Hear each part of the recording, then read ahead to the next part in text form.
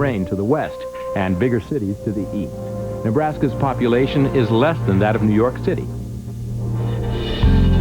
In the early 19th century, Nebraska was considered a long and difficult journey across hundreds of miles of sparsely populated plains for covered wagons headed west. To keep early settlers from merely passing through, farmland was offered practically for free by the U.S. government with the passing of the Homestead Act of 1862. 5 years later, Nebraska's population rose to over 100,000, and early settlers soon thrived on cattle ranching and agriculture. Hi, I'm Bob Vila. Early settlers of Nebraska had a lot of hardship to contend with when they first arrived. Without many trees, pioneers had to think of an innovative way to put a roof over their heads. And so the sod house was born. Thousands were built, but less than 100 still stand today in Nebraska. Comstock, Nebraska, population 135. A place where the soil supports thousands of acres of corn, wheat, livestock, and amazingly, homes.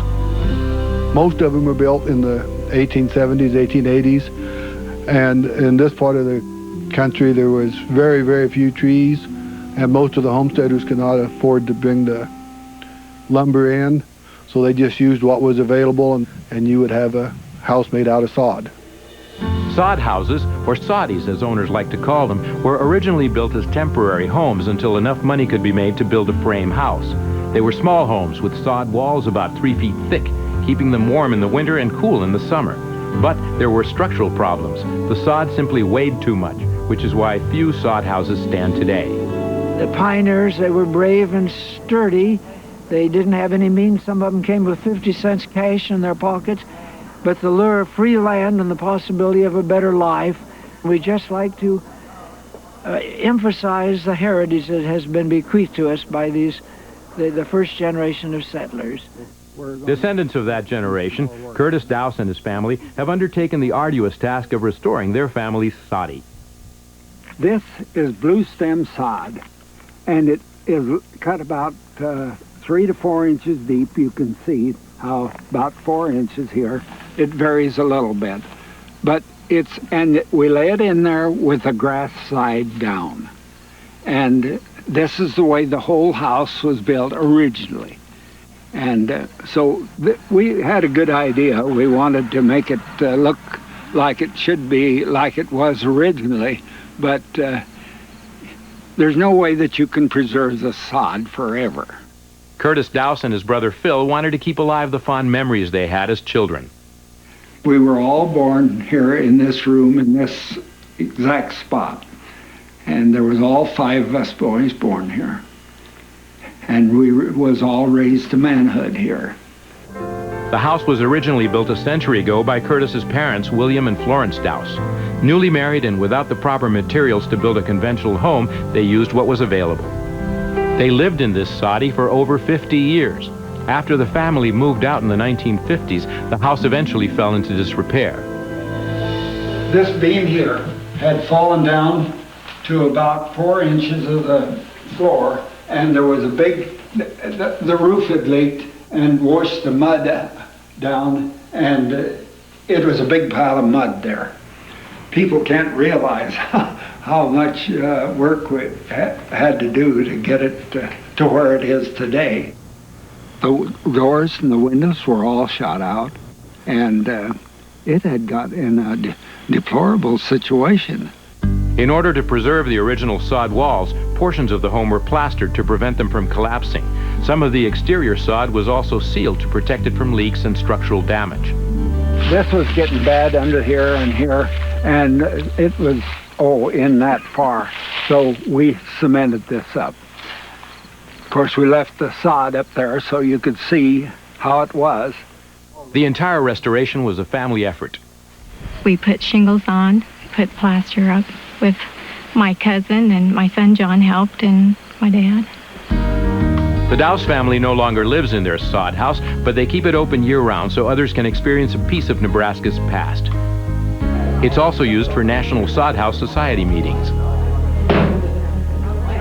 I'd like to call this 43rd fall meeting of the National Sod House Society to order.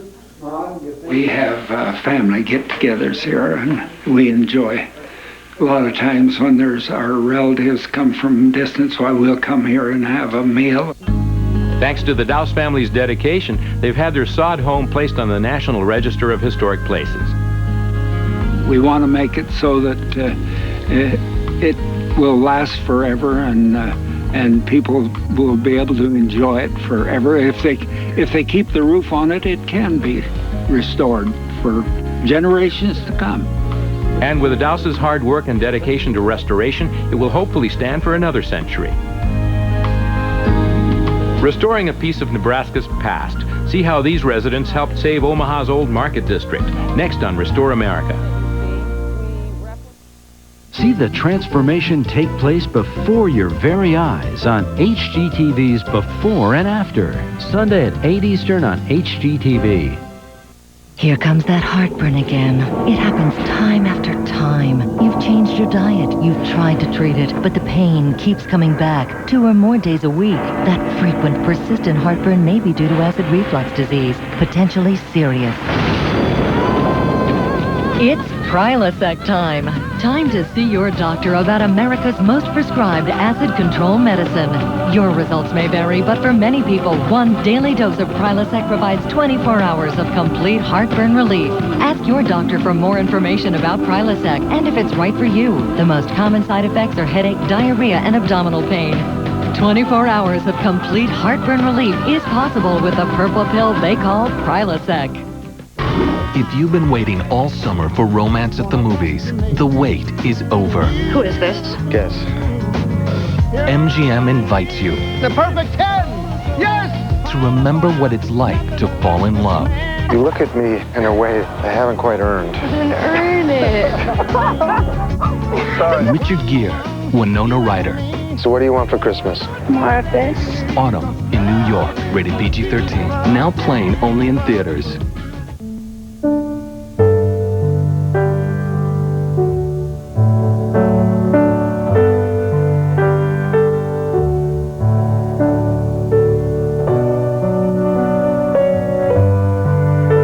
Don't come with instructions on keeping them drug-free.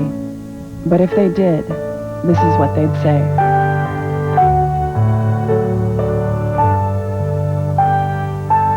Call to find out what else you can do.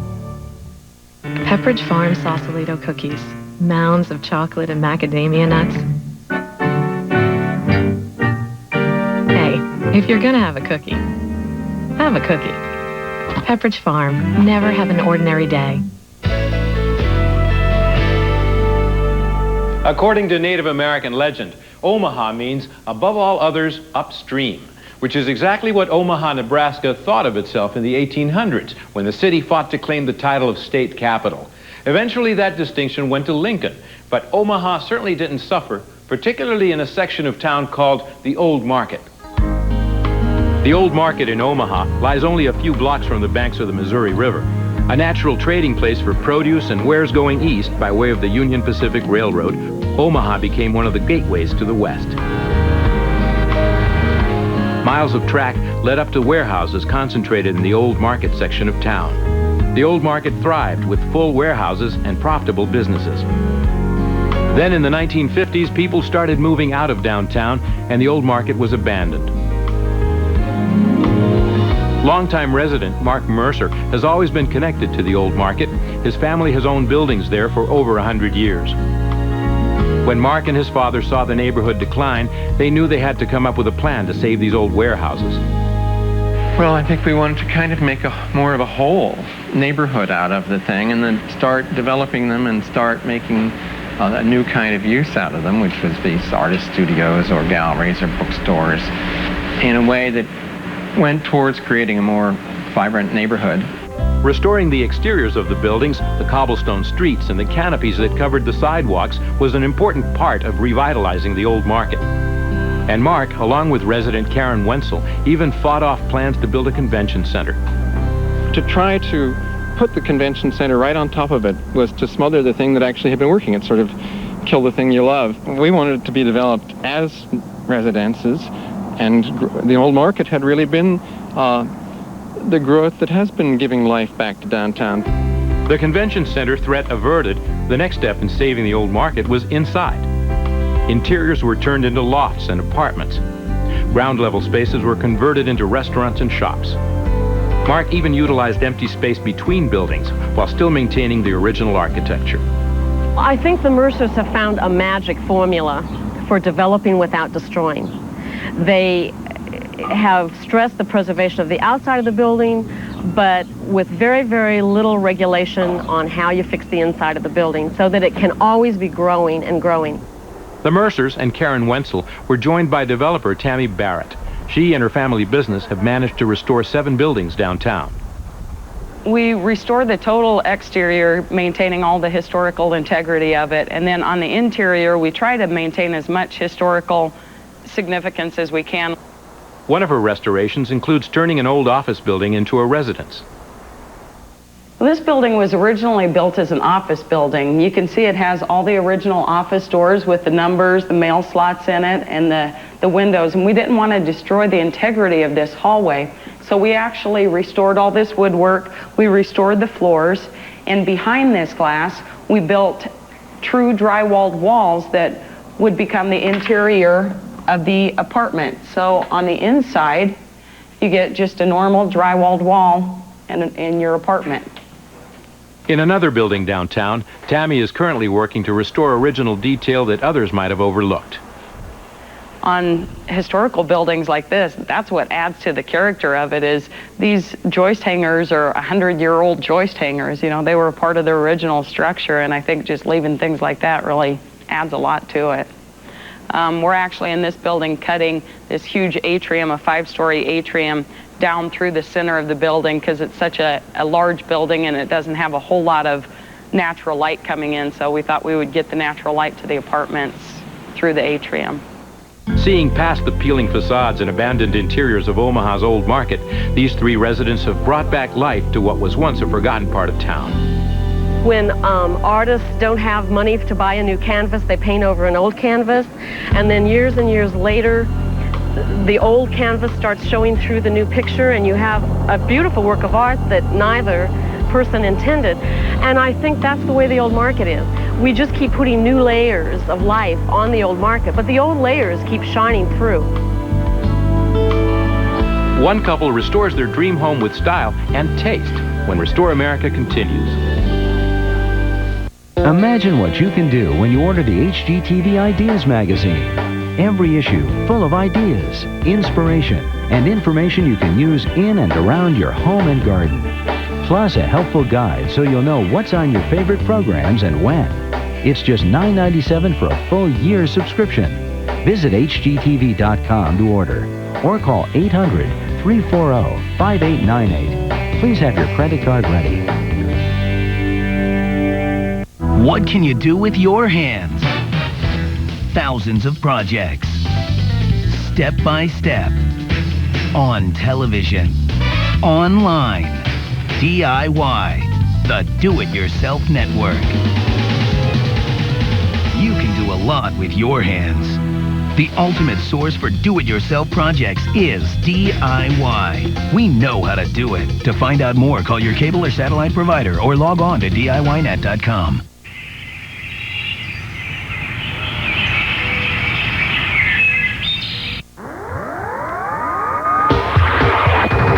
It doesn't matter how you swipe. Just swipe. It's the Pop the Lock game at JCPenney. Your chance to win $100 worth of the coolest fashions.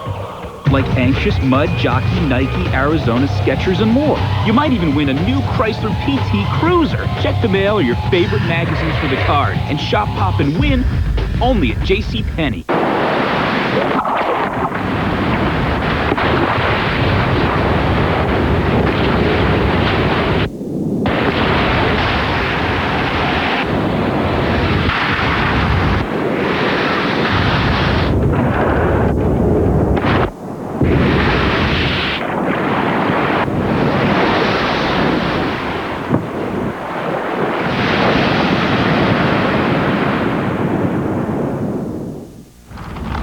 Hi, I'm Joe, and this is Tommy. We love Kellogg's Frosted Flakes.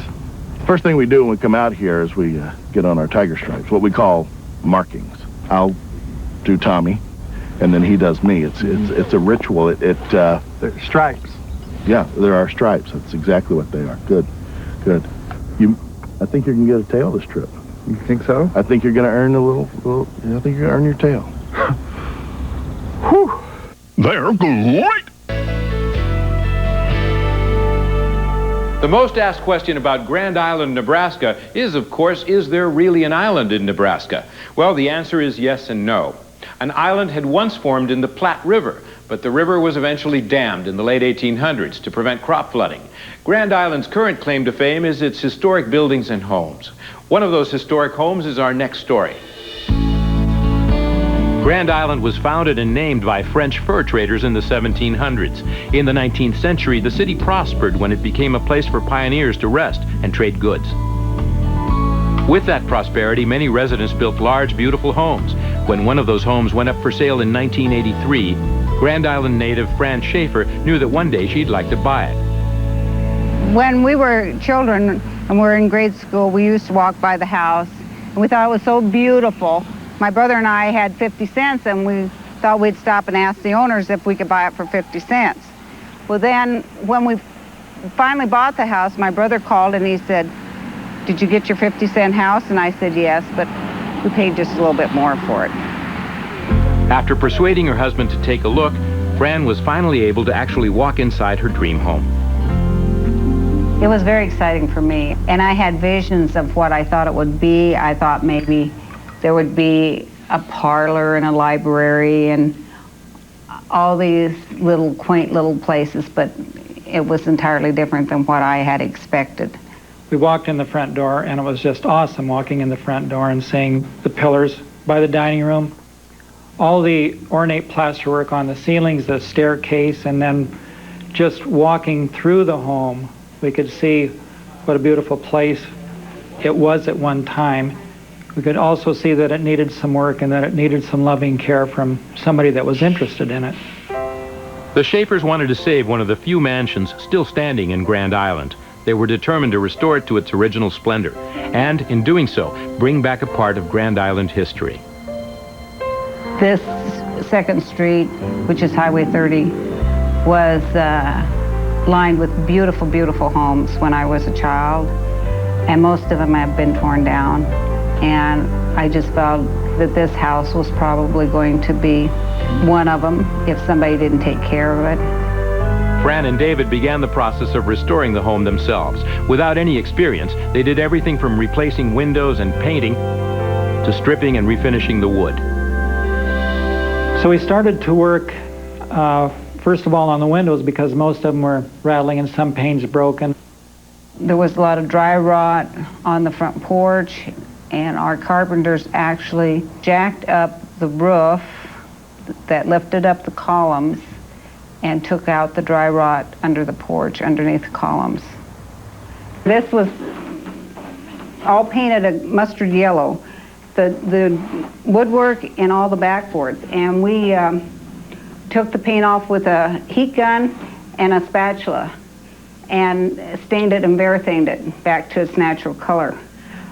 This molding that you see up here at the top of the ceiling, we found it upstairs, and it really is picture molding. We just washed it and cleaned it up and had it put up there. After the Schaefers restored their home, they wanted to share it with others, so they turned the first floor into a dining room and opened an Italian restaurant named after Fran's grandmother. My grandmother came over from Italy, and I've been around Italian food all my life, and she fed people in her home. And that's kind of where the idea came, is to live here and have a restaurant on the first floor. It's named after my grandmother, Chiara Berzali. Nonna means grandma, and when she saw a picture of the house, she says, "That's the Palazzo." And so we named it Nonna's Palazzo in her honor. With a fine restaurant and an impressively restored home, the Schaefers have truly enjoyed the process. It's been an undertaking of loving care to the house ever since we bought it, and we've totally enjoyed living here, doing the restoration that needed to be, plus having it open as a restaurant and letting a lot of people see its beauty and what a home at the turn of the century looked like. So that's why we did what we did. With dedication and hard work, the Schaefers have managed to restore and celebrate their beautiful home, as well as allow the residents of Grand Island to benefit from the fruits of their labor. Next, we'll go to Nebraska's capital, Lincoln, where one community is working to preserve their German roots when Restore America returns.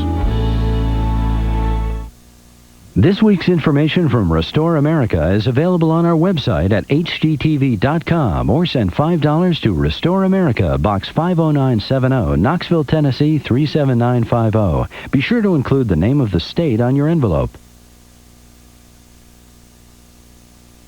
Design at 9, a full hour of decorating ideas, information, and inspiration that are just your style. Coming up next on Design at 9. Gotta have a little fun with your home. And this guy's decor is all about fun on the next Awesome Interiors. We're having way too much fun. Then, get ready because this small space is breaking all the rules with some spectacular results. That's all part of Design at 9. Coming up next, only on HGTV. Imagine what you can do.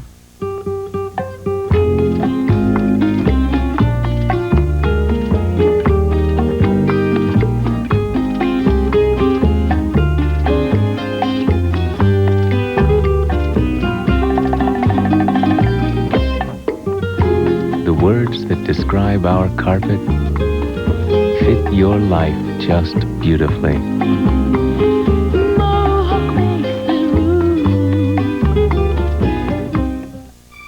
Yesterday, you had to figure out which home improvement store really had the lowest prices. This led to confusion and lots of math. Today, Lowe's has made it easy, thanks to their army of comparison shoppers.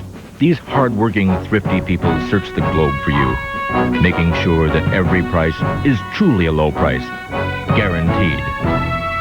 Now America can shop on with confidence and unrestricted joy. Lowe's, improving home improvement. Introducing the entirely new 2001 Aurora by Oldsmobile. You whip through curves precisely. You grip the road securely. The remarkably agile Aurora. You get inside it gets inside you. And now you can get inside the 2001 Aurora for only $339 a month. Residency restrictions apply. Call for lease details. The entirely new Aurora by Oldsmobile. It's how I grew up. It's how I want them to grow up. Pure and simple. Chex is just that. The simple, sweet taste of corn, rice, and whole grain wheat. Low fat, low sugar, with calcium that we need. All in those crunchy squares we all love. That's the recipe for growing families. Chex. It's breakfast, pure and simple. This is Nebraska's capital, Lincoln. It lies just south of the Platte River. The city was named in honor of President Abraham Lincoln. Just south of the Capitol building is a neighborhood called the Russian Bottoms. It was here in the 1870s that a group of immigrants known as Germans from Russia came to Nebraska. These Germans originally emigrated to Russia in 1762 when they were offered free land and military exemption by Russian Empress Catherine the Great to settle the Steppes region. In the 1870s, Alexander II took away their special status. Many Germans then left Russia and relocated to Lincoln, looking for a better life. Most of them came because of the availability of free land. Most of them came to Ellis Island, some to Galveston, some to Baltimore. But many of them took railroads then, and Lincoln was the end of the railroad line. So many people went as far as they could go. Then they were given accommodations by the railroad. Immigrant houses were put up in Sutton and in Lincoln, Nebraska, where they could stay until they could find permanent residence. Many of them never did find a more permanent residence than this. They just stayed.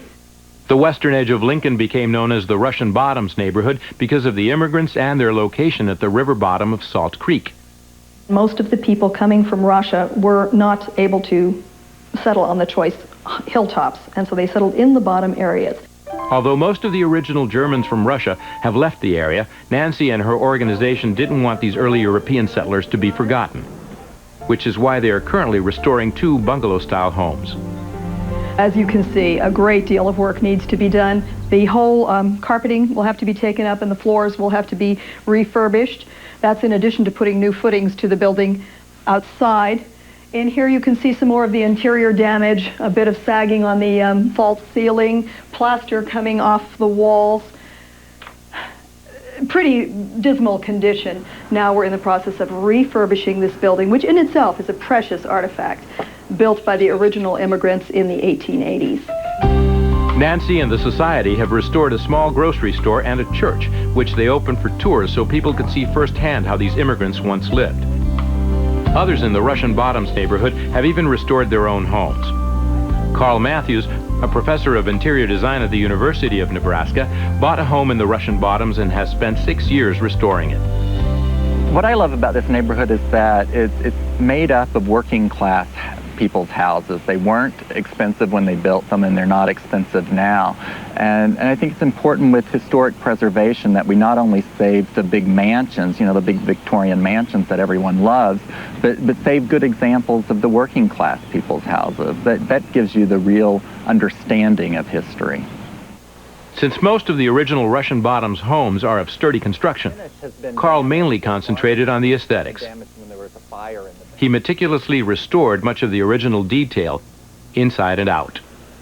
The walls had several layers of wallpaper over them, so I stripped off all those layers of wallpaper and I used vinegar and water.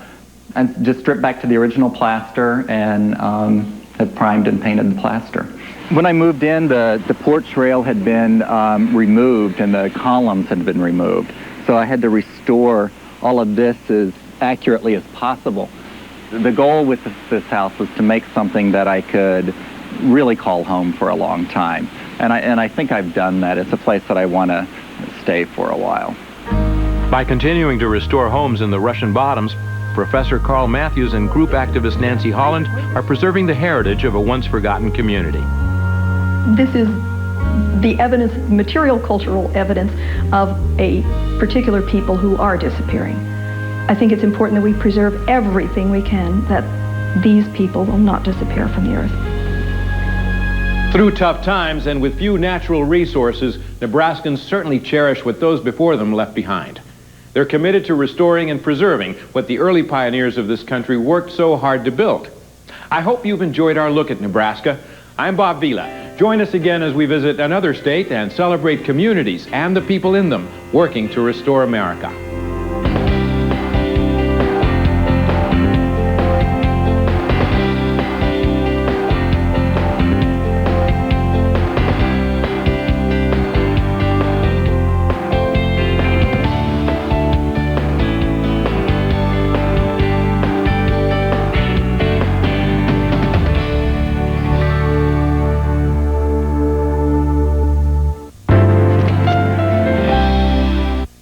HGTV is on location in Dallas for the International Builders Show 2000. From microwaves that talk to bathtub TVs, this show will give you a look into your home's high-tech future. You'll see it all first at the International Builders Show 2000, Sunday at 9, only on HGTV Home and Garden Television. I'm Bob Vila. This week, Restore America travels to Connecticut. In Scotland, a community joins forces to save an almost forgotten landmark. And in Waterford, the governor helps turn an abandoned mansion into a state park. Join me for Restore America, Sunday night at 10 on HGTV, Home and Garden Television. Welcome to HGTV's Design at 9, a full hour of decorating ideas, information, and inspiration, only on Home and Garden Television. Hi, I'm Jennifer Convey, and today it's an awesome house on the prairie. Well, if you consider Hollywood the prairie, we're visiting a funky cowboy home that has tons of fun ideas. We'll also mix it up in a home that's comfortable and eclectic. And later, Dave Watson gives a class on making a schoolhouse-style bookshelf. It's all happening right here, right now on Awesome Interiors.